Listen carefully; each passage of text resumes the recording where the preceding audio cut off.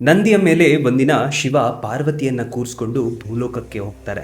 ಪರಮೇಶ್ವರ ಪಾರ್ವತಿ ದೇವಿಗೆ ನನಗೆ ದಣಿವಾಗಿದೆ, ನಾನು ಸ್ವಲ್ಪ ಹೊತ್ತು ವಿಶ್ರಾಂತಿ ಪಡಿತೇನೆ ಅಂತ ಪಾರ್ವತಿ ಅಮ್ಮನವರ ಮಡಿಲಲ್ಲಿ ಮಲಗ್ತಾರೆ. ಮಹಾದೇವ ಗಾಢ ನಿದ್ದೆಗೆ ಜಾರ್ತಾರೆ. ಆಗ ಪಾರ್ವತಿ ದೇವಿಯ ಎದೆಯಿಂದ ಹಾಲು ಚಿಮ್ಮಲು ಶುರುವಾಗುತ್ತೆ. ಅಮ್ಮನವರು ಸ್ವಾಮಿಯ ನಿದ್ರೆಗೆ ಭಂಗ ಉಂಟು ಮಾಡಬಾರ್ದು ಅಂತ ಹೇಳಿ ಅವರ ಎದೆಯ ಹಾಲನ್ನ ಭೂಮಿಗೆ ಚೆಲ್ತಾರೆ. ಆ ಹಾಲು ಬಿದ್ದ ಭೂಮಿಯ ಮಣ್ಣಿನಿಂದ 2 ಮುದ್ದಾದ ಗೊಂಬೆಗಳನ್ನ ಪಾರ್ವತಿ ದೇವಿ ಮಾಡ್ತಾರೆ. ಅದೇ ಸಮಯದಲ್ಲಿ ಪರಮೇಶ್ವರ ಎದ್ದು ಆ ಬೊಂಬೆಗಳನ್ನ ನೋಡ್ತಾರೆ. ಪಾರ್ವತಿ ದೇವಿ ಮಹಾದೇವನಿಗೆ ಇಷ್ಟೊತ್ತು ಆಗಿದ್ದನ್ನೆಲ್ಲ ವಿವರಿಸ್ತಾರೆ. ಪಾರ್ವತಿ ಅಮ್ಮನವರ ಪ್ರೀತಿಗೆ ಮನಸೋತು ಆ 2 ಬೊಂಬೆಗಳಿಗೆ ಜೀವ ತುಂಬಿಸ್ತಾರೆ ಮಹಾದೇವ.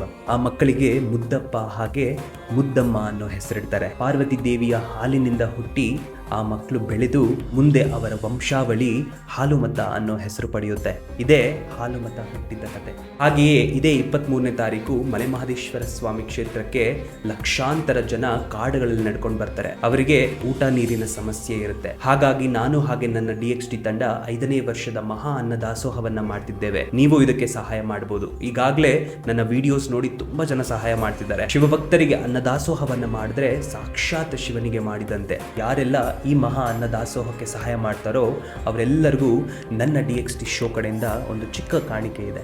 ನೀವು ಮಾಡ್ತೀರಾ?